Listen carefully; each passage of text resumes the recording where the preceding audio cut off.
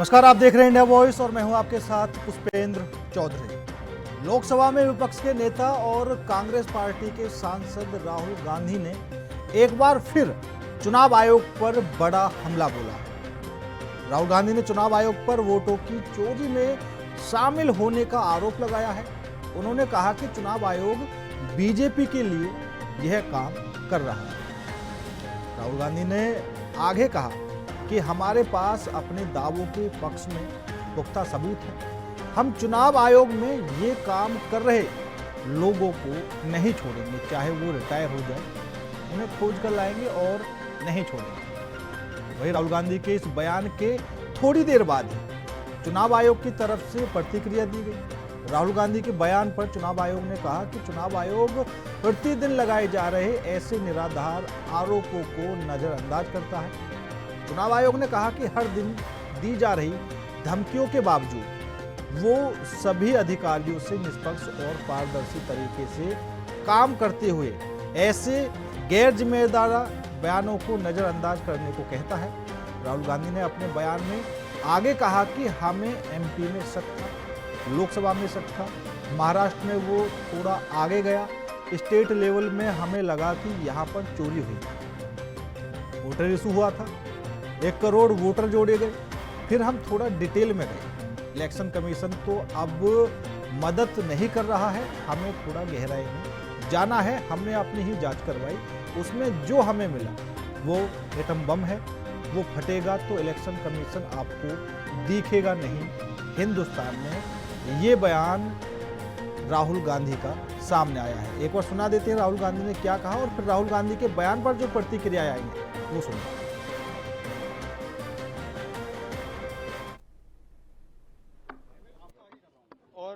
अब हमारे पास open and shut proof है कि इलेक्शन कमीशन वोट चोरी में इन्वॉल्व है। और मैं लाइटली नहीं बोल रहा हूं, मैं 100% प्रूफ के साथ बोल रहा हूं, ठीक है। और आप सबको पता लग जाएगा, जैसे ही हमने ये रिलीज किया पूरे देश को पता लग जाएगा कि इलेक्शन कमीशन वोटर चोरी करा रहा है। किसके लिए करा रहा है? किसके लिए करा रहा है? बीजेपी के लिए करा रहा है। ओपन एंड शट है, नो क्वेश्चन। हमें मध्य प्रदेश में सस्पिशन था, लोकसभा में सस्पिशन था, महाराष्ट्र में वो थोड़ा आगे गया, स्टेट लेवल पे हमें लगा कि यहां पे चोरी हुई है, वोटर एडिशन हुआ था, 1 करोड़ वोटर्स ऐड हुए थे। फिर हम थोड़ा डिटेल में गए, हमने कहा देखो अब इलेक्शन कमीशन तो मदद नहीं कर रहा है, तो थोड़ी ग्रैन्युलैरिटी में जाना है, गहराई में जाना है। तो हमने अपना ही इन्वेस्टिगेशन करवाया, उसमें 6 महीने लगे और जो हमें मिला है वो एटम बम है। वोट चोरी अभियान चुनाव आयोग बीजेपी से मिलकर चला रहा है। ये इल्जाम नहीं, ये सत्यता है। ऐसा मैं क्यों कह रहा हूं? हर व्यक्ति को, वो पुरुष हो वो महिला हो, हर व्यक्ति को वोट का अधिकार कांग्रेस पार्टी उसके लिए लड़ी स्वतंत्रता संग्राम में और हमने दिया। बीजेपी और चुनाव आयोग क्या कर रहे हैं? अगर महाराष्ट्र में ये इल्जाम है कि 72 लाख वोट काट दिए गए, तो प्रजातंत्र धूमिल हुआ कि नहीं हुआ? अब बिहार में 65 लाख से लेकर 95 लाख वोट काटने की खबरें आ रही हैं, थोड़े दिन में सामने आ जाएगा। हर विधानसभा में 26-27 हजार वोट से लेकर और 40-45 हजार वोट तक काट दी जाएंगी। तो प्रजातंत्र का क्या मायना रह जाएगा? प्रजातंत्र का मायना है एक व्यक्ति एक वोट। जिस दिन आप ये छीन लेंगे, प्रजातंत्र मर जाएगा। जिस दिन प्रजातंत्र मर जाएगा, संविधान और संसद अपने आप मर जाएंगे। तो वो जो पुलिस आप देख रहे हैं या मार्शल्स आप देख रहे हैं या फोर्स के लोग जो देख रहे हैं सदन में, ये भाजपा के एक सोचे समझे षड्यंत्र का हिस्सा है।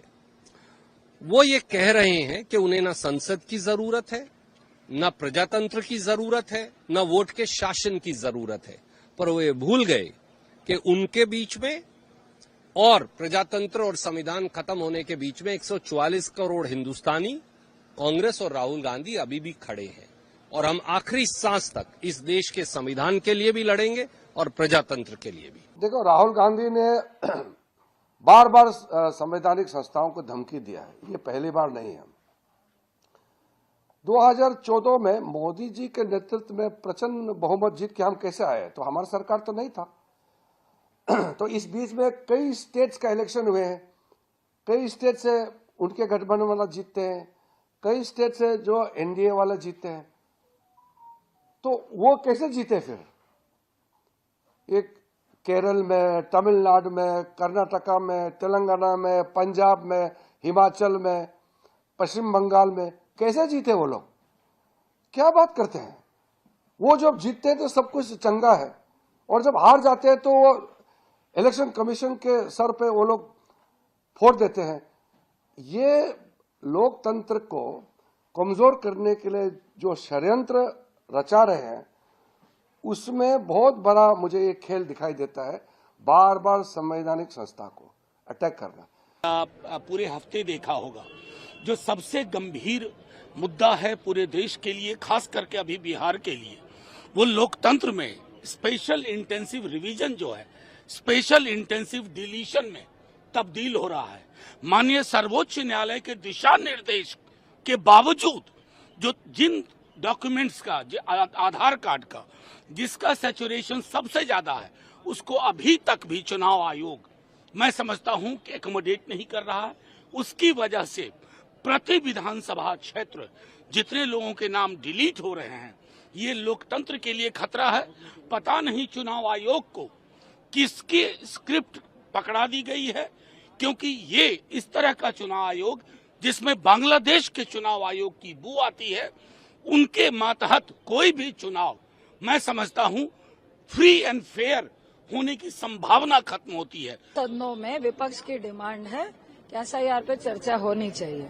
हमें शक है, हमें पारदर्शिता पे शक है, और हमें जिस तरह से वेरिफिकेशन हो रहा है उस पे शक है। और अभी आप कह रहे हैं कि 99% लोगों का वेरिफिकेशन हो गया, लेकिन जमीन में उनके फॉर्म सबमिट नहीं हुए हैं। आप उनको 1 महीने का टाइम दे रहे हैं। 65 लाख में 36 लाख लोग आप लापता कह रहे हैं। विद इन मंथ उनको कह रहे हैं अपना वेरिफिकेशन कराए। लगभग 90 लाख वोटर्स निकल सकते हैं 8 करोड़ वोटर में बिहार में। हम लोग चाहते हैं कि अगर चुनाव आयोग पारदर्शिता बरत रहा है और सरकार कॉन्फिडेंट है, तो सदन में आइए, डिस्कशन कीजिए, चर्चा कीजिए। हम लोग के जो भी प्रश्न है उनको आप क्लेरिफिकेशन दीजिए। देश हार गए तीसरी बार, हरियाणा हार गए, महाराष्ट्र हार गए, दिल्ली हार गए, अब बिहार भी हारेंगे, बंगाल भी हारेंगे, तो इसका हम क्या करें? ये मुझे बताइए कि जब वो जीते आंध्र प्रदेश पर, तो चुनाव आयोग और वोटर लिस्ट ठीक था। जब जीते हिमाचल प्रदेश तो ठीक था। ये क्या मजाक करते हैं? जनता को क्यों इस तरह से धोखे में रखने की कोशिश करते हैं? राहुल गांधी कांग्रेस पार्टी, पहले अपने अंदर देखो कि जनता आपको वोट क्यों नहीं देती है, ये समझना पड़ेगा। जहां तक सवाल है एसआईआर का, 99.9% लोगों ने भरा है बिहार में फॉर्म। उसमें क्या निकला है? 20 लाख से अधिक लोग मरे हुए हैं, 30 लाख लोग एक स्थान से दूसरे स्थान पर चले गए हैं। तो क्या कानून तो यही ना है कि जो वोटर होगा वही वोट देगा, जो उस क्षेत्र में रहता है वही वोट देगा, जो एक स्थान से 2 स्थान पर वोटर है तो उसका कटेगा।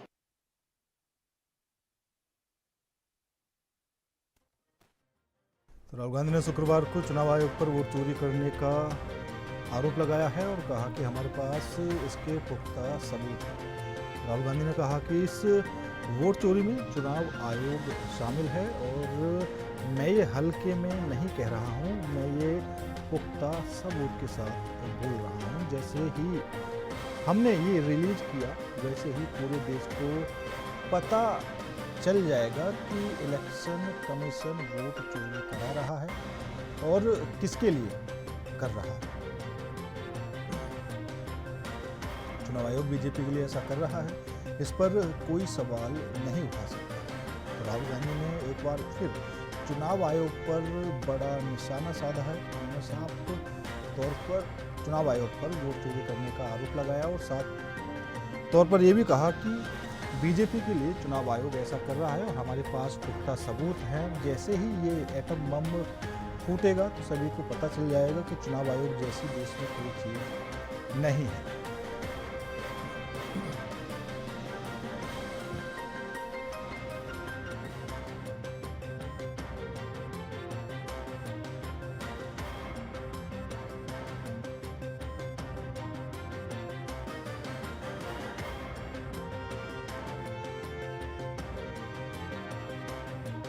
भी लगातार राहुल गांधी के जो आरोप है उन पर निशाना साधा गया कि कई जगह जो चुनाव हुए वहां पर कांग्रेस लगातार हारती चली गई और अब बिहार में जो चुनाव होंगे यहां पर भी कांग्रेस की हार होगी, तो उसका जिम्मेदार आखिर कौन है? तो आज इसी मुद्दे पर करेंगे चर्चा। चर्चा में शामिल होने के लिए हमारे साथ भारतीय जनता पार्टी से नवीन शर्मा जी जुड़ चुके हैं, कांग्रेस से हमारे साथ राज शर्मा जी जुड़ चुके हैं, वरिष्ठ पत्रकार धनोज कुमार जी जुड़ चुके हैं। आप तीनों ही मेहमानों का बहुत बहुत स्वागत है। सबसे पहले राज शर्मा जी, आपके पास आना चाहूँगा। जिस तरीके से राहुल गांधी ने फिर एक बार चुनाव आयोग पर सीधा सीधा निशाना साधा है कि चुनाव आयोग वोट चोरी करा रहा है और यहाँ तक कि कह दिया है कि हमारे पास पुख्ता सबूत भी हैं, जो एटम बम हमारे पास है, जिस दिन वो फटेगा तो सभी को पता चल जाएगा कि चुनाव आयोग जैसे नाम की कोई चीज हिंदुस्तान में नहीं है। लेकिन चुनाव आयोग की तरफ से लगातार पलटवार किया जा रहा है। चुनाव आयोग कह रहा है कि हम तो राहुल गांधी को बुलाते हैं, वो आने को तैयार नहीं है और अब तो राहुल गांधी ने धमकियां देनी भी शुरू कर दी है। जिस तरीके से वो बोल रहे हैं कि हम चुनाव आयोग के इन अधिकारियों को बख्शेंगे नहीं, बेशक वो रिटायर भी हो जाएंगे तो उनको खोज कर ले आएंगे।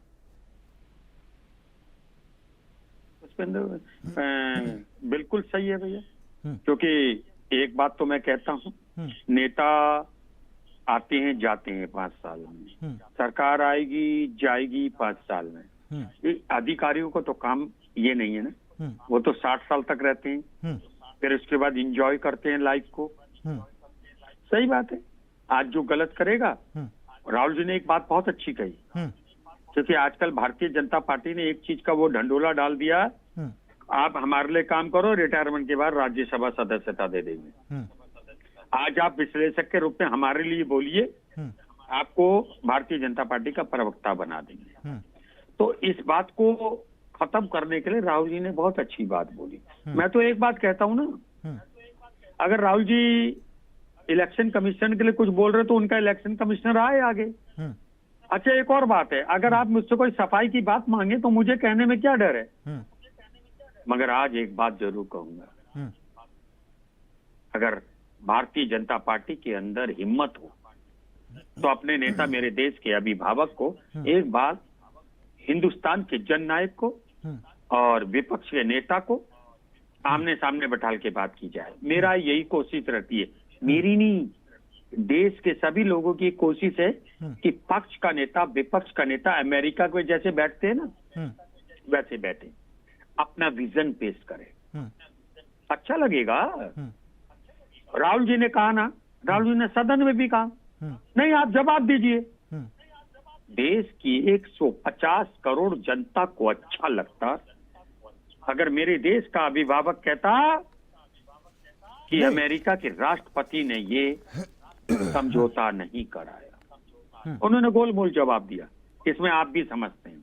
नहीं राज शर्मा जी, मैं ये बोल रहा हूँ, ये जो चुनाव आयोग वाला मैटर है, इसमें राहुल गांधी जवाब अगर सरकार से मांगते हैं तो सरकार की तरफ से साफ तौर पर यही कहा जा रहा है कि हम चुनाव आयोग के प्रवक्ता तो है नहीं जो हम सफाई दें। चुनाव आयोग खुद बिल्कुल सही बात है, लेकिन मैं एक बात भी कहता हूँ, अगर मेरा नेता, विपक्ष का नेता, मेरा ही नहीं है ना, मेरे तो आदर्श है वो, अगर हमारे विपक्ष के प्रतिपक्ष नेता अगर चुनाव आयोग के लिए कुछ कहते हैं तो भारतीय जनता पार्टी के चुलचुल क्यों मचती है? क्या मतलब है इसका? भारतीय जनता पार्टी चुप रहे। अभी तो मैं देख रहा था रविशंकर प्रसाद फला फला बोल रहे थे। मैं तो एक चीज चाहता हूं, आज आपको भी बुरी लग सकती है और नवीन भाई को बुरी लगे तो कोई मैं एक्सेप्ट कर लूंगा, लेकिन धनोज जी को ना लगे। आज देश ये जानना चाहता है टॉप के कितने भारतीय जनता पार्टी के दामाद मुसलमान हैं, ये देश को बताना पड़ेगा आज, तब बात होगी आगे। और एक और बात कहना चाहता हूं, चौधरी साहब, आप जैसे एंकर खूब इल्जाम लगाते हैं मुस्लिम, हिमाचल में कितने % मुस्लिम है, तेलंगाना में कितने % मुस्लिम है, राजस्थान में, उत्तराखंड में, मध्य प्रदेश में, महाराष्ट्र में कितने थे? हमारी सरकार रही ना। हमें सिर्फ हिंदू और मुस्लिम का ही प्यार नहीं मिलता है, हमें यहाँ 6 से 7 धर्म के लोग रहते हैं, उसका प्यार मिलता है। मैं तो एक ही बात कहना चाहता हूं ना, बस भारतीय जनता पार्टी के नेताओं से, आपको 2014 में बड़े प्यार से लोगों ने सत्ता में दिया, सत्ता की ताकत दी, आपने क्या किया? और जितना अमेरिका के सामने भारतीय जनता पार्टी का नेता, मेरा अभिभावक झुका, आप बता दो एक भी प्रधानमंत्री झुके हूं? मैं तो कहता हूं अटल बिहारी वाजपेयी साहब को ही ले लो उदाहरण, इंदिरा गांधी जी का ले लो, 2 ले लो बस। नहीं, किसी को ले लो, कोई नहीं झुका। अगर आप पीछे इतिहास में भी जाएं तो कोई भी नहीं झुका, ठीक है। जो हाँ, एक मिनट मेरी बात, आखिर क्या डर था? कह देते ना, नहीं, ऐसे ही कह देते नॉर्मल, नहीं वो गलत कहते हैं, मेरे बीच में कोई नहीं था। चलिए ठीक है, उस पर भी बात कर लेंगे, उस पर बात कर लेंगे। मगर आज एक बात कहता हूं, हाँ, आज यहाँ पे 2 प्रवक्ता बैठे हैं, हाँ, एक विश्लेषक बैठा है। हाँ, प्रवक्ता को आजादी है, कुछ भी बोले, अपने आप को डिफेंड करें, लेकिन अगर आज किसी विश्लेषक ने गलत बोला तो गलत हो जाएगा बस। चलिए आज धनोज जी, आज दिखा देना कि डॉक्टर धनोज कुमार हो, बस। ठीक है।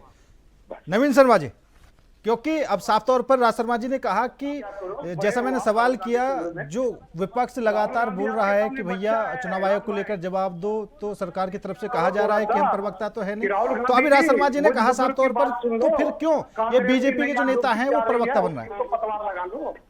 धनुष कुमार जाऊंगा एक बार नवीन शर्मा जी से। नवीन शर्मा, नमस्कार, थोड़ा सुन ले एक दूसरे की इंडिया वाइज सभी दर्शकों को, हमारे बड़े भाई राजेश शर्मा जी और धनुष जी को भी नमस्कार। देखिए, मैं आज एक बात आपसे जरूर कहना चाह रहा हूँ आपके चैनल के माध्यम से। करोड़ों आपके व्यूअर्स हैं, लोग देखते हैं, और सच दिखाने का कार्य भारत की मीडिया करती है, बाकी इल्जाम तो उसको झेलना ही पड़ता है।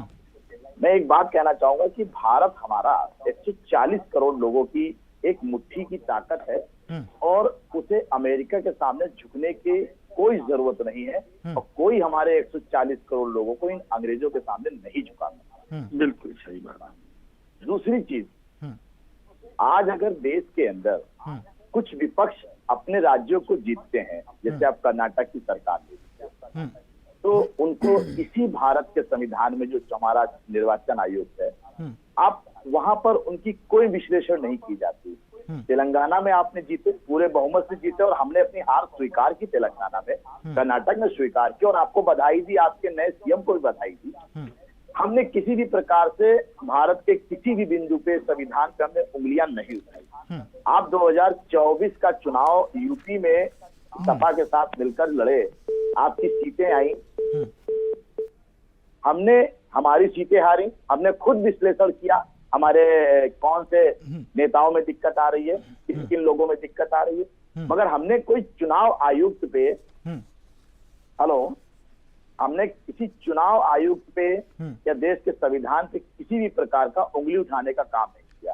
क्योंकि अगर राज शर्मा जी का कनेक्शन टूट गया है, एक बार उनको जोड़ दीजिए। आते रहेंगे, जाते रहेंगे, मगर हम इस देश की जो धारा बहती है, निर्वाचन आयोग है, संसद है, लोक मंदिर है, राज्य है, गवर्नर है, जज है, सुप्रीम कोर्ट है, न्यायालय है, अगर इस प्रकार की सवालों पर अगर हम राजनीतिक पार्टियां सवाल उठाते रहेंगे, तो जो जनता हमको अपना आशीर्वाद देकर वहां तक पहुंचा के आती है, उस मंदिर तक पहुंचाती है, हम उनके सामने कहीं ना कहीं बहुत ज्यादा शर्मिंदा महसूस करेंगे। तो हमें तो सबसे पहले एक चीज याद रखनी है कि देश का कोई भी कार्य, सरकारी विभाग है, वो जब काम करता है तो वो ये सोचता है कि हमें सत्य की बात करनी है, क्योंकि सरकारें चुनकर जनता भेजता है।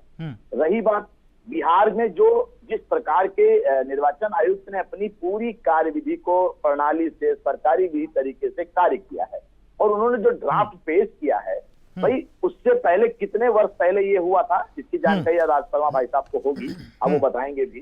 क्या बताइए, जो लोग मृत हुए हैं, क्या उनका निर्वाचन आयोग की लिस्ट से उनको शॉर्ट आउट करना गलत कार्य है? क्या ये कानून नहीं कहता कि मरे हुए व्यक्ति जो हमारे अब नहीं है उस विधानसभा में, लोकसभा में, तो क्या उनको शॉर्ट आउट करने का काम किसका है? निर्वाचन आयोग, क्योंकि चुनाव प्रक्रिया उनको करानी है। क्या उनकी जगह फर्जी वोट पड़ेगा तो इस पे जनता का जो एक समर्थन वो किसी को भी दे सकता है। मैं आपको फर्जी वोट कैसे पड़ जाएगा? देखिए, फर्जी वोट कैसे निकाला जा सकता है, इसी तरह निकाला जा सकता है ना कि जो जब जांच होगी, प्रक्रिया होगी, लिस्ट बनेगी, इतना मेहनत कर रहा है चुनाव आयुक्त ने, जन जन के पास जाना, 8 से 10 करोड़ की आबादी। मैं ये बोल रहा हूं कि ये जो फिलहाल जो सत्यापन चल रहा है, अगर नवीन शर्मा जी ये ना हो, ठीक है, जो पहले से प्रोसेस चल रहा है उसी आधार पर चुनाव हो, तो क्या फिर भी फर्जी वोट पड़ सकते हैं? देखिए, मैं एक चीज जरूर बताना चाहूंगा कि ये लोकतांत्रिक जो देश है हमारा, इसमें जो राजनीतिक पार्टियां आती हैं, बहुत ऐसी पार्टी हैं जो हम कह सकते हैं कि उनका कहीं ना कहीं ये दायित्व होता है कि ईमानदारी से कहीं वोटिंग ना हो, वहां पर हम विश्लेषण कहीं खराब कर दें, कहीं फर्जी लोगों को घुसेड़ दें। तो इसके मामलों को रोकथाम करने के लिए निर्वाचन आयोग, मतलब आप मानते हैं कि फर्जी तरीके से वोट डाली जा सकती हैं? जी हाँ, बिल्कुल। आप बंगाल में ले लीजिए, फर्जी वोट बहुत पड़ जाते हैं। नहीं तो फिर तो राहुल गांधी जो आरोप लगा रहे हैं कुछ हद तक हो सकता है ठीक हो।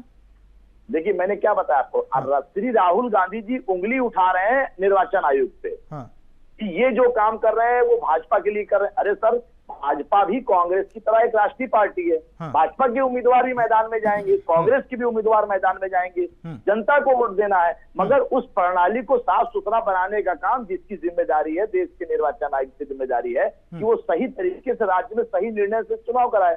हम जनता के पास जाके वोट मांगेंगे, हम निर्वाचन आयोग से थोड़ा कहते हैं कि हमें वोट दीजिए या हमारा वोट आप मांगिए। नहीं, बिल्कुल। देखिए जो निर्वाचन आयोग का काम है, कब चुनाव करना है, कैसे करना है, लेकिन जो व्यवस्थाओं का इंतजाम किया जाता है वो तो सरकार की तरफ से किया जाएगा ना। देखिए, सरकार केंद्र में क्या, केंद्र में सरकार भाजपा की 2014 में, इससे पहले 2009-4 में तो आपकी कांग्रेस की थी। हमने कभी ईवीएम का मुद्दा उठाया क्या? हम हारते चले आए। कभी हमारी पार्टी की किसी नेता ने निर्वाचन आयोग पे, आप पुराना इतिहास देख लीजिए। ठीक है। धनोज कुमार जी भी काफी समय से बैठे हैं। धनोज कुमार जी, जिस तरीके से आज राहुल गांधी ने बयान दिया है और जो पलटवार चुनाव आयोग की तरफ से किया गया है कि हम तो खुद अपने अधिकारियों को बोल रहे हैं कि जो राहुल गांधी का बयान है उसको आप नजरअंदाज कर दें। बहुत बहुत धन्यवाद। मेरी आवाज आ रही है आपको? बिल्कुल आ रही है सर। सही से बोलना, आपकी आवाज सुन रहे हैं तो। आपको भी नमस्कार, हमारे दोनों पैनलिस्ट उनको भी नमस्कार, और जितने भी दर्शक इस वक्त इस डिबेट को देख रहा है उनको भी मेरा प्यार भरा नमस्कार। देखिए, 2 लाइन से शुरुआत करूंगा, जो मेरा अपना स्टाइल हो तो आप भी जानते हैं। आएगा तूफान भी, मुश्किलें भी आएगी, ये राज साहब के लिए भी है और नवीन साहब के लिए भी है। आएगा तूफान भी, मुश्किलें भी आएगी, बस इतना ही याद रखना धनोज, बस इतना ही याद रखना धनोज, तुम्हारी हौसला और हिम्मत ही तुझे बचाएगी, तुम्हारा हौसला और हिम्मत ही तुझे बचाएगी। देखिए, दोनों सदनों में गतिरोध का दौर चल रहा है। बिल्कुल। जबकि सदन होता है अपने चुनावी क्षेत्र के लिए जितना लाभ हो सके उतना लाभ लेने के लिए, और ये मानसून सत्र इनका फायदा उठाना चाहिए था, विपक्ष को भी पक्ष को भी, और इसमें पक्ष के भी सांसद और विपक्ष के भी सांसद पिस रहे हैं। और दुर्भाग्य उन लोगों का जो लोग वोट दिए, क्योंकि वोट देने वाले लोग ने सोचा हमारे संसदीय क्षेत्र में लाइटें आएंगी, सुंदर सुंदर पौधा लगेगा, जल जीवन वहाँ का वैसे जो है वो ठीक होगा, बारिश का भी मानसूत्र है, मानसून में बारिश से बचेंगे। इस पर सांसद मुझे तो कुछ नहीं बोल रहे हैं। उसमें सांसद मोदी जी भी है, सांसद राहुल गांधी जी भी है, मैं दोनों की बात कर रहा हूँ। ये दोनों अपने अपने संसदीय क्षेत्र के लिए कुछ भी नहीं बोल रहे हैं। क्या बोल रहे हैं? तुम झूठा, मैं झूठा, ये दोनों झूठा में संवैधानिक। देखिए, 10 जुलाई को सुप्रीम कोर्ट ने इस मैटर पे दे दिया, सर के मैटर पे सर मतलब स्पेशल इंटेंसिव रिवीजन, जो सेक्शन 23 सेक्शन 21(3) ये चुनाव आयोग का अपना पावर है। वो समरी रिवीजन भी कर सकते हैं, वो स्पेशल इंटेंसिव रिवीजन भी कर सकते हैं। उस पर सवाल उठाने का अधिकार किसी को नहीं है, लेकिन उठाते हैं क्योंकि ये चुनाव आयोग का काम है। चुनाव आयोग चुनाव से पहले अपने रिवीजन पर ध्यान देते हैं। रिवीजन मतलब ये उसका जो सबोर्डिनेट है उससे वो कहते हैं कि देखो भाई कितने एक्टिव है वोटर, कितने डिसएक्टिव है, या कितने वोटर जो है डेथ हो गए। ये सब रिवीजन है। इस रिवीजन पर कोई उंगली उठाने वाला जो मुझे नहीं लगता इतना महान होगा, मैं नाम नहीं लूंगा क्योंकि राज भाई को बुरा लग जाएगा। इस पर आवाज उठाने वाला, नाम लेने वाला, मुझे नहीं लगता वो महान होंगे क्योंकि अपना आदर्श भी बताते हैं। सांसद है वो रायबरेली के, लेकिन मैंने आज तक नहीं सुना कि सदन में माननीय ओम बिरला जी के सामने ये कहा होगा कि माननीय अध्यक्ष जी हमारे संसदीय क्षेत्र में ये चीज चाहिए। आज तक मैंने नहीं सुना, लेकिन फिर भी मुझे समझ में आता, ताजुब होता है कि इनको क्या चीज की चिंता है। और रही बात जिस पर हम बहस करने के लिए बैठे हुए हैं, विश्लेषण करने के लिए बैठे हुए हैं, माय डियर पुष्पेंद्र चौधरी जी, संवैधानिक संस्था जो है वो कोई भी सरकार होगी, उस सरकार को उससे कोई लेना देना नहीं है, क्योंकि सारी सरकार की पार्टियां, जैसे बीजेपी से संबंधित जितनी पार्टी है, एनडीए, वो भी उसी से लिस्टेड है, कांग्रेस और महागठबंधन की पार्टी उसी से लिस्टेड है। इस हिसाब से चुनाव आयोग इन लोग के बॉस हो गए। इन लोग में देखिए अपने बॉस के खिलाफ ही बोलते हैं। अरे चुनाव आयोग में आप लिस्टेड हो और चुनाव आयोग का आप एडवाइस कर सकते हो, चुनाव आयोग पर उंगली नहीं उठा सकते हो, क्योंकि पॉलिटिकल पार्टी समय समय पर अपने ब्यौरा चुनाव आयोग को देती है, फिर चुनाव आयोग उसके मान्यता को बरकरार रखती है। लेकिन सवाल यहाँ होता है वोटर पर, क्या दर्द है कि वोटर लिस्ट पर इस तरह का ये लोग झंझट पैदा कर रहे हैं। इसके दर्द को समझना पड़ेगा। मैं आपसे पूछना चाहता पुष्पेंद्र जी, आप जहाँ के रहने वाले हैं, याद कीजिए 1990, 93 या 95 में वोटिंग हुआ तो धांधली नहीं हुआ। क्या सुप्रीम कोर्ट या हाई कोर्ट के माध्यम से चुने हुए प्रधानमंत्री को सजा नहीं हुई? क्यों हुई? क्योंकि उसने धांधली किया था। धांधली का मतलब ये होता है वोटर को धमकाना, वोटर को मारना, वोटर को पीटना, जबरदस्ती वोटिंग करवाना। ये इतिहास बता रहा, मैं नहीं बता रहा, डॉक्टर धनुष कुमार नहीं बोल रहा। जब डॉक्टर धनुष कुमार जो पढ़ता वो बोलता है, न्यूज का आदमी, वो न्यूज जो हमारे पास आता वही मैं बोलता हूँ। क्या ऐसा नहीं हुआ पूर्व में? न्यूज भी तो कई तरीके की चलती है ना, चक्कर ये भी इंदिरा गांधी है, क्या उसके चुनाव को बहिष्कार नहीं किया गया? क्या उसको सजा नहीं हुई? क्या उसका रिजोल्यूशन नहीं हुआ? ठीक धनुष कुमार जी, बोलने वाले कौन है? समझ गया, बोलने वाले कौन है? जिनके खुद में चोरी डकैती होता था, जिनके घर में समझ गया आपकी बात। ठीक है, राज शर्मा जी की तरफ चलता हूँ, एक बार आऊंगा आपके पास वापस। राज शर्मा जी, क्योंकि राहुल गांधी जी ने साफ तौर पर कहा कि हमें शक तो मध्य प्रदेश के चुनाव से भी था, हमें लोकसभा के चुनाव से भी शक था, लेकिन हरियाणा और जब महाराष्ट्र में चुनाव हुआ तो ये जो शक था ये विश्वास में बदल गया। लेकिन लोकसभा चुनाव में तो काफी अच्छा प्रदर्शन किया, उसके बाद भी ऐसा कहने पर क्यों मजबूर हो रहे हैं राहुल गांधी की हमें वहां भी धांधली देखने को मिली? ठीक इसी तरह पहले तो मैं धनोज भाई का, डॉक्टर धनोज, हालांकि डॉक्टर कम दिख रहे थे मगर आज थोड़ा बहुत डॉक्टर दिखे हैं ये, तो मैं डॉक्टर धनोज ही कहूंगा। आपने ये तो कह दिया कि राहुल गांधी जी ने रायबरेली की आवाज नहीं उठाई। मैंने ये भी नहीं सुना कि नरेंद्र मोदी ने एज ए एमपी अपनी बात कही हो। आप एक बार मुझे बता दीजिए भैया डॉक्टर साहब, मैं दोनों का नाम लिया, भाई आप ही बोल लो यार, बिल्कुल दोनों का नाम लिया, दोनों का नाम लिया। ठीक, एक और मेरी बात सुनिए, चलो इन बातों से मैं हटता हूँ। अब मैं एक बात बताना चाहता हूँ, क्या विपक्ष के नेता को अपनी बात कहने के लिए किसी से परमिशन लेनी है? हम सारी बात कह रहे हैं। और रही बात इलेक्शन कमीशन की, तो मोदी जी भी तो पहले कहते थे एक बात, मोदी जी ने एज ए चीफ मिनिस्टर धनोज भाई एक ही बात तो कही थी, जो पढ़े पढ़े लिखे देश हैं वो इलेक्शन बैलेट पेपर से करा रहे हैं, फिर यहाँ क्यों जरूरत है? ये उन्हीं ने कहा था। दूसरी बात उन्होंने कही थी, ये आधार कार्ड देश में एक देश भावना लाएगा। गलत तो नहीं कह रहा हूं मैं। फिर इन्होंने आधार कार्ड क्यों डाला? और फिर जब इनको ही ईवीएम से खतरा था, आप क्यों कहते हैं ये? धनोज भाई देखो, मेरा आपका कोई झगड़ा नहीं है, मेरा नवीन भाई का कोई झगड़ा नहीं है। मैं तो शरीफ आदमी हूँ, जीता हूँ, मैं चाहता हूँ मैं खुश हूँ, उससे पहले मेरी गली हो, गली से पहले शहर हो, शहर से पहले देश हो।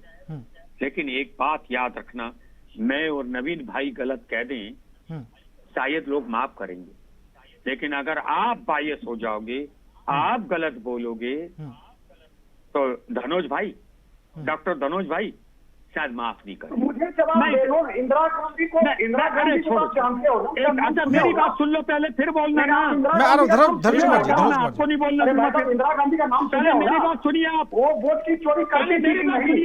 वो वोट की चोरी करती थी कि नहीं? मैं आपकी बात को काट दूंगा। मुझे बायस छोड़ दो। पहले मेरी बात सुनो, मेरी बात को सुन लो पहले। धनोज कुमार जी, मेरी बात सुनिए। धनोज जी एक बार हो जान दीजिए, आपके पास आ रहा हूँ। फिर मैं कह दूंगा। धनोज जी आपके पास आ रहा हूँ सीधा। फिर आप पर मेरा टकराव हो जाएगा। जो करती थी वोट की चोरी, आपने कहानी सुनी होती नहीं? ठीक है, आपको शर्म नहीं आती? ठीक है, ठीक है। आपकी आत्मा मर गई? क्या आप डिबेट में कहानी सुनाते हो?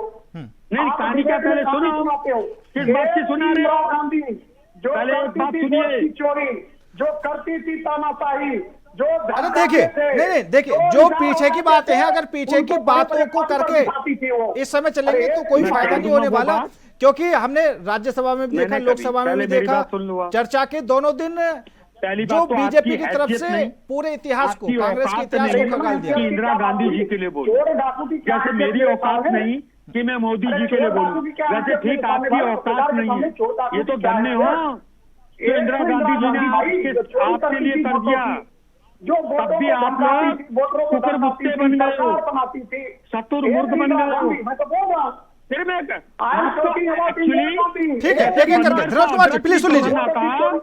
वैसे आप लोगों को, धनोज कुमार जी सुन लीजिए एक बार। आप लोगों को ये डॉक्टर भी पसंद नहीं आता। मैं तो बोल रहा हूँ आपको। ठीक है, ठीक है, ठीक है। अब एक बार सुन लीजिए, राष्ट्रपति जी की बात सुन लीजिए, मैं तुरंत आपके पास आ रहा हूँ। एक एक करके बोलेंगे तो ज्यादा अच्छा रहेगा, मुझे भी समझ में आएगा, फिर नवीन शर्मा जी भी वो भी जवाब देंगे। राष्ट्रपति जी आप अपनी बात पूरी कर दीजिए, उसके बाद धनोज कुमार जी के पास। पुष्पेंदु भाई, मैं एक बात की बात चाहता हूँ। आप एक बार बताइए, राहुल जी ने इतना ही तो बोला यार, कह दो डायरेक्ट कि ट्रम्प साहब लैंग्वेज मेरी कुछ हो सकती है, आपकी कुछ और। मोदी जी कह देते नहीं, मैं दावे के संग कह सकता हूं ट्रम्प साहब का, माय डियर फ्रेंड का कोई रोल नहीं था सीज फायर में। क्या चला जाता है? अरे थोड़ा सा मेरा जैसा साधारण आदमी और आप जैसा महान आदमी खुश तो हो जाता। आज एक बात कहूंगा डॉक्टर साहब, जिंदगी में याद रखना, 1000-2000 डेली वेजेस के मजदूर बनने से अच्छा है 100 रुपए का मजदूर बन जाओ, लेकिन खुददार से बन जाओ। आप बहुत अच्छे हो, मगर आपकी एक आदत गंदी है कि आप अपने आपके नाम के आगे जो डॉक्टर लिखा है, इसमें भी फीस नहीं दी होगी आपने। ये सरकार के कारण बने हो डॉक्टर। मेरा बेटा डॉक्टर बना, मैंने फीस दी, मैंने फीस दी। आप जैसा जो डॉक्टर बना होगा, इसकी भी फीस सरकार ने दी होगी। मेरे आगे बोलने से पहले अपने फ्री के टुकड़ों में पलने की आदत को छोड़ना होगा। जब तक आप फ्री के टुकड़ों में पलने की आदत को छोड़ेंगे नहीं। अरे आपने पीएचडी करी, आपने सरकार के टुकड़ों से करी, मैंने अगर करी होती, अगर मेरी बीवी ने करी तो मेरे पैसे से करी। आपके जैसे नहीं जो डिबेट में होते हैं, सरकार के पैसे से करते हैं, मेरे दिए हुए टैक्स से करते हैं, वरना आपकी औकात नहीं। चलिए ठीक है, शांत हो जाइए, शांत हो जाइए, शांत हो जाइए दोनों। लिखने के बाद आपने नहीं प्लीज शांत हो जाइए दोनों। नवीन शर्मा जी, आप मेरा सवाल सुनिए। धनोज कुमार जी प्लीज शांत हो जाइए। राष्ट्रपति जी आपसे रिक्वेस्ट कर रहा हूँ, शांत हो जाइए, एक बात ठीक है? क्योंकि जैसे अभी धनोज कुमार जी पीछे चले गए, इंदिरा गांधी जी के कार्यकाल पे चले गए, तो इसी तरीके से लोकसभा में भी देखने को मिला। गृह मंत्री जी, हमारे प्रधानमंत्री जी नेहरू जी के कार्यकाल को याद दिला रहे थे, इंदिरा गांधी के कार्यकाल को याद दिला रहे थे, लेकिन जो वर्तमान में स्थिति चल रही है उस पर बात करने में आखिर क्यों किसी को समस्या आ रही है? क्योंकि आज की स्थिति के आधार पर ही भविष्य तय होगा कि भैया आगे किस तरीके से बढ़ रहा है, क्या बढ़ रहा है। तो पीछे की बातों से क्या कुछ मतलब है? मानते हैं पीछे किससे क्या कुछ गलतियां हुई, तो सुधारने का काम तो आपका है। देखिए, हमारे देश के माननीय प्रधानमंत्री श्री नरेंद्र मोदी जी ने एक बात बहुत सक्षम कही कि आपकी चीज जो गलत चीजें थी उनको हम सुधारते सुधारते एक ऐसे मुकाम पर आए हैं कि अब हमारे देश की स्थितियां सही हुई हैं, बेहतर हुई हैं। हम अगर दूसरे देशों के मुकाबले में अपने आप को सक्षम खड़ा कर पा रहे हैं तो उसका कारण ये है कि हमें देर इसलिए लग रही है क्योंकि हम पीछे बहुत वीक थे। तो अगर उन्होंने पीछे का जिक्र किया तो उनको उस चीज मानना चाहिए, हाँ भाई ठीक है आपने ये किया।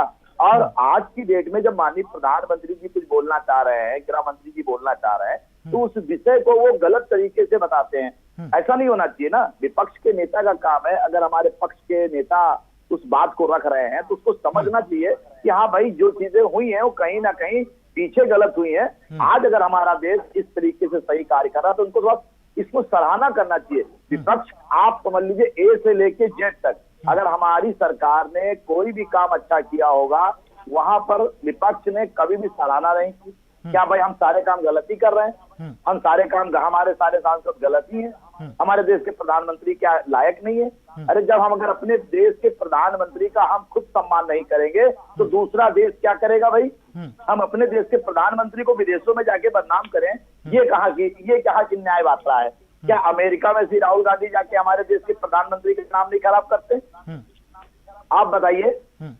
तो जब कहीं भी अगर कोई पुरानी बात कही जा रही है तो उसको समझना भी, उसका विश्लेषण निकालना चाहिए विपक्ष को कि भाई ये बात क्यों कही जा रही है। रही बात आज की सारी बातें, हमारे पहलगाम पे जो मुद्दा चर्चा हुआ, हमारे गृह मंत्री जी ने, रक्षा मंत्री जी ने उस पर पूरी बात, उनको एक एक बात रखी, मगर जब विपक्ष उससे सहमति नहीं रख रहा है, उनको लग रहा है कि ये बातें हुई नहीं है, तो ऐसा कैसे हो सकता है? पक्ष ने अपना पक्ष रख दिया, आप उस पक्ष में आपको क्या लग रहा है कि हम कुछ गलत कार्य कर रहे हैं? बिल्कुल नहीं कर, क्योंकि 140 करोड़ लोगों की चुनी हुई सरकार है, ये किसी 5 आदमी की चुनी हुई सरकार तो है नहीं भाई। वोटर तो उनका भी वही है, हमारा भी वही है। हमको वोट दिया, हम सरकार में है, इससे पहले उनको दिया तो वो सरकार में थे। तो जहां तक बात पीछे की और आगे की नहीं, मौजूदा दौर में हमारे देश के प्रधानमंत्री का जो ताकत देश के 140 करोड़ लोगों के साथ है, 140 करोड़ लोगों की बात करते हैं माननीय मोदी जी, वो किसी एक व्यक्ति की बात कहाँ करते हैं? आप बताइए। उन्होंने कोई भी बात अगर रखी होगी तो सही दिशा में रखी होगी। बिल्कुल। अभी जो लोकसभा चुनाव में देखने को मिला, जो इंडिया गठबंधन ने एनडीए की हालत कर दी, उसके बाद भी आखिर क्यों राहुल गांधी सवाल करने को मजबूर जी, मैं एक बात आपको कहना चाहूंगा। आप उत्तर प्रदेश की, मैं उत्तर प्रदेश की बात कर रहा हूं क्योंकि उत्तर प्रदेश से ही एक नेता तय होता, सरकार तय होती है, जहां तक जनता भी कहती है और विपक्ष भी कहता है और पक्ष भी कहता है। मैं एक बात कहना चाहूंगा, 2024 का लोकसभा का चुनाव जब उत्तर प्रदेश में इंडिया गठबंधन आई तो उनके मुद्दे क्या? उन्होंने सिर्फ झूठ फैलाने का काम किया।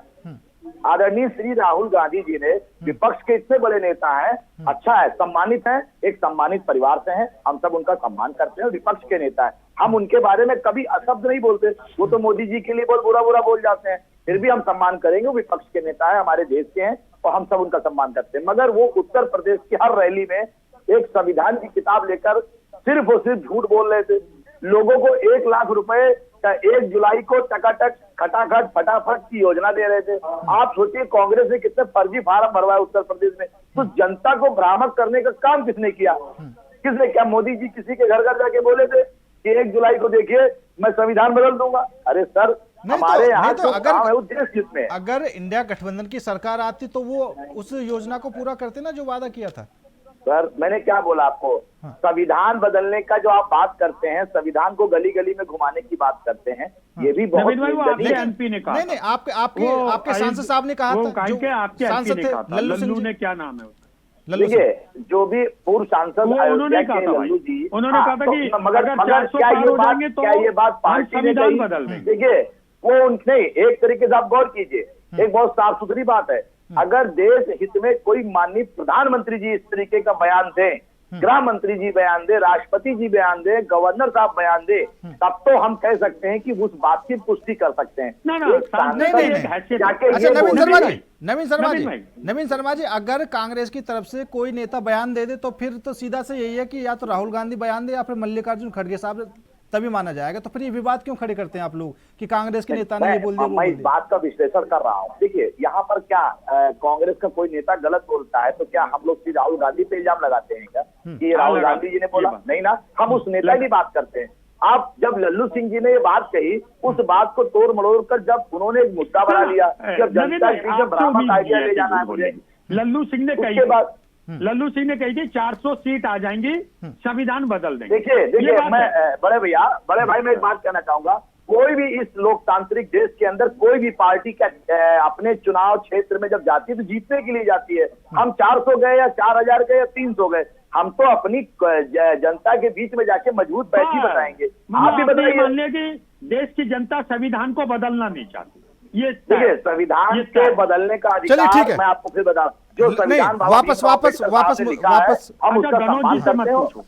मुद्दे पे आ जाते हैं, क्योंकि धनोज जी माहौल बिगाड़ते हैं। नहीं ठीक है धनोज जी से मैं एक सीधा सा सवाल कर लेता हूँ, वही बता देंगे। धनोज कुमार जी, मतलब जिस तरीके से आपकी बात महाराष्ट्र चुनाव में देखने को मिला, कांग्रेस ने 101 सीटों पर चुनाव लड़ा और 15 सीटें मिली। 2019 में 44 सीटों पर चुनाव लड़ा और 29 सीटें मिली। अब यहां पर आपका क्या कुछ आकलन कहता है कि क्या वाकई कहीं ना कहीं कुछ हेराफेरी हुई है या कांग्रेस पहले के मुकाबले कमजोर होती हुई चली गई है? जो अभी कई चुनाव गए हैं, उन चुनावों में जो स्थिति देखने को मिली, क्या कुछ बदलाव करने की जरूरत है? और बीजेपी कांग्रेस की रणनीति में क्या कुछ फर्क है? देखिए पुष्पेंद्र जी, सवाल आप हमसे करते हैं, मैं बोलता भी नहीं हूँ। पहले राज शर्मा मुझे बोल देते हैं, ये है वो है, एक मिनट बड़े भाई सुन लो ना। आप जैसे कांग्रेसी नेता नवीन भाई बोल रहे थे, थोड़ा उल्टा है। आप प्रवक्ता होते, नवीन भाई विश्लेषक होते। सुन लो भाई, मैं देश का मैं वरिष्ठ पत्रकार हूँ, आपके नहीं मानने से नहीं होगा जी। अच्छा, एक भैया मुंह को किसमें जिसके नेता चोर हो, किस पेपर हो पत्रकार? इंदिरा गांधी चोरी करके वोटर को धमका के अदालत में फैसला दिया। अरे अदालत ने फैसला दिया। आप चोर खानदान के प्रवक्ता हो, आप चोर खानदान के प्रवक्ता हो, आपके पूर्वज चोर थे। अरे पत्रकार किसमें हो आप? मैं तो नाम नहीं बोलता इंदिरा गांधी। अरे इंदिरा गांधी चोरी करके बनती थी। अरे भाई, इंदिरा गांधी चोरी करके थी। आप देखो, झूठ नहीं बोले दूंगा। आप संसद में बोलो कि मेरी भाई ये पत्रकार नहीं है, मैं शरीफ हूँ। ये आपकी पार्टी के लिए पैरासाइट है। अरे राहुल गांधी को जनता पार्टी के लिए दीमक हो। आप में क्या जा रहा है? आओ 2000 ले लो, 3000 ले लो। दम से लिखता हूँ। अरे बताओ, कहाँ पत्रकार? मैं दम से लिखता हूँ, दम से। पुष्पेंद्र भाई, मैं एक बात जानना चाहता हूँ, इनसे पूछो किस पेपर में पत्रकार है। और एक बात है, झूठ कह के विश्लेषक मत बनाए आप। अगर आप झूठ कह के इन जैसों को विश्लेषक बनाओगे, हम नहीं आएंगे। और नवीन भाई, आप कहोगे, आपकी बात सुनी जाएगी। ये विश्लेषण है, देश को बर्बाद करेंगे। मुझे बता दो ना। ठीक है, अरे आप पत्रकार कौन से हो भाई? इतना तो जवाब है। ठीक है, ठीक है। अरे आप पत्रकार कौन से हो भाई? धनोज कुमार जी, अरे भाई धनोज भाई, पत्रकार किस पेपर में? अरे मान्यता प्राप्त हो, मान्यता प्राप्त हो। कांग्रेस को म्यूजियम में देखने पुष्पेंद्र भाई, ये जवाब दे मुझे। पहली बात, ये मान्यता प्राप्त पत्रकार है और कब से पत्रकारिता कर रही है? क्या जर्नलिज्म की डिग्री है? चुनाव लड़ती है, इनका जवाब दे देंगे। आप मेरिट पर कभी प्रवक्ता होकर नहीं बोलते हो। ठीक है, आप कांग्रेस के प्रवक्ता हो, मेरिट पर बोलो। अगर अरे मेरी बात, अरे भाई मैं तो यार, आप पहले बताओ, आप पत्रकार किस पेपर के हो? अरे मैं भी तो जान जाऊँ। अरे भाई, मैं वो पेपर मंगा लूंगा। आप पत्रकार कैसे हो गए? आप मेरिट पर बोलो। अगर आप पत्रकार कैसे हो? सच्चे सिपाही हो, इस देश के नागरिक को बताओ। चलिए, ठीक है, ठीक है, ठीक है धनुष कुमार जी, धनुष कुमार, ठीक है, पत्रकार हो, ठीक है, ठीक है, मान्यता प्राप्त हो या नहीं हो, ठीक है, नहीं पर्सनली नहीं, पर्सनली नहीं। राज जी, लास्ट कमेंट और एक शानदार कमेंट। जिसके पूर्वज चोरी करते थे, ठीक है, ठीक है, पीछे चोरी करने नहीं पर्सनली किसी को भी करते थे। मेरे जैसे पंडित का हाथ चोरी कर रही है, आपके पूर्वज चोरी करते थे। नवीन शर्मा, मेरे लोगों का हाथ आप चोरी करते हो, आपके पूर्वज करते थे, आपके आने वाली जनरेशन कर रही है। चोटे हो आप, डकैत हो, गंदे हो। लो आप बोलो, चोटागिरी तो दिन भर करते हो। पहले वो क्या है, ये डॉक्टर शब्द भी शर्म है। आपके नाम से पहले ये डॉक्टर लिखना भी, बिहार भी शर्म खाता है। इतने गंदे, चलिए ठीक है, नीच हो। आपके पूर्वज तब भी शर्म करते थे। ठीक है, ठीक है, ठीक है, ठीक है, कितने बड़े बन जाओ, आपकी जनरेशन भी हमारे आगे शर्म करेगी। ठीक है, नवीन शर्मा जी लास्ट कमेंट कर दीजिए। जानते हो नवीन शर्मा जी, शांत हो जाइए। नवीन शर्मा जी, नवीन शर्मा जी। देखिए मैं एक चीज आज सबके सामने मैं कहना चाहूंगा। आदरणीय धनोज जी और राज शर्मा जी, मैं छोटा हूँ, मैं थोड़ी सी एक बात कहना चाहूंगा। मैं जिस पार्टी से आता हूँ, धनोज कुमार जी शांत हो जाइए, शांत हो जाइए, अप डाउन कर दीजिए। अगर आप सुनेंगे तो बेहतर होगा। मैं छोटा हूँ, आप लोगों से समय मांग रहा हूँ। भारतीय जनता पार्टी संस्कारों के लिए जानी जाती है। आज एक बात जरूर कहना चाहूंगा, आदरणीय धनोज जी आपसे भी और आदरणीय राज शर्मा जी, हम मुद्दों की बात करते हैं, विश्लेषण बात करते हैं, मगर हमें किसी पूर्व प्रधानमंत्री कोई भी हो, हमें उनके बारे में शब्दों का प्रयोग नहीं करना चाहिए, क्योंकि ये संस्कार कल भाई आज जो हम सब हैं, हम सब भी किसी दिन पूर्व हो जाएंगे। हमारे आने वाली पीढ़ियां भी हमें गलत कहेंगी। हम लोग मुद्दे की बात करेंगे। बिल्कुल, रही बात देखिए, हाँ, मैं तो एक बात कहना चाहूंगा कि अगर जो पूर्ववर्ती सरकार थी उनमें कुछ कमियां थी तो कुछ ना कुछ अच्छाइयां भी थी। ठीक है, कमियों को आप याद कर रहे हैं तो मेरे हिसाब से जो अच्छाई थी उनको भी सबके सामने रखना चाहिए, बोलना भी चाहिए। फिलहाल आप सभी मेहमानों का बहुत बहुत धन्यवाद मेरे साथ इस खास चर्चा में जुड़ने के लिए। लेकिन जिस तरीके से राहुल गांधी ने एक बार फिर चुनाव आयोग पर वोट चोरी करने का आरोप लगाया है और साफ तौर पर कहा है कि चुनाव आयोग ऐसा इसलिए कर रहा है कि वो बीजेपी की मदद कर रहा है, दूसरी तरफ से चुनाव आयोग का भी पलटवार आया है। चुनाव आयोग ने कहा है कि राहुल गांधी जिस तरीके से बयान दे रहे हैं, हम तो अपने सभी अधिकारियों से कहना चाहते हैं कि उनके इस बयान को नज़रअंदाज करें। फिलहाल मेरे साथ इस खास पेशकश में इतना ही। नमस्कार।